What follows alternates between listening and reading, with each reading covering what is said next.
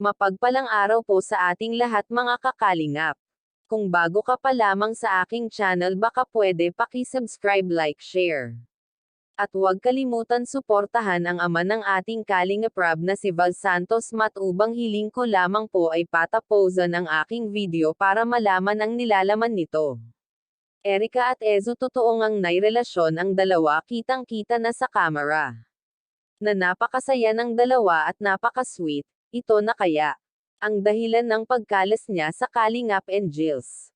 Dahil gusto ng dalawang walang sturbo sa kanila at malaya silang dalawa, isinaalang-alang nila ang career nila mga kakalingap dahil ang dami na sana nilang viewers at maraming mga kinikilig sa love team nilang dalawa. Makikita naman natin na maraming sumusuporta sa Ezreca mga kakalingap. Meron 8 nanograms sponsor at meron din nag-aabot ng gamit na mamahalin kay Erica. May pera pero mas pinili nilang magsarili para malaya sila. Grabe ano mga kakalingap, pag-ibig nga naman mas priority kaysa pera.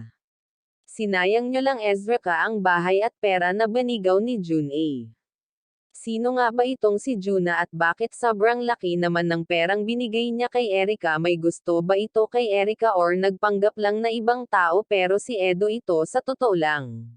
Mga kakalingap, tunghayan po natin ang mga katanungan ng lahat at hanggang ngayon ay wala pang saktong sagot o katotohanan ang mga haka-hak ang bakit ganyan ka Erica, bakit mo sinayang ang pagkakataon. Masaya naman kayong nagsasama ng mga K-Angels Kuya Rab. Marami pa rin katanungan pero di na sa kanya priority si Erica dahil marami pa siyang mga tutulonggan na nangangailangan sa kanyang tulong. Salamat po sa panonood.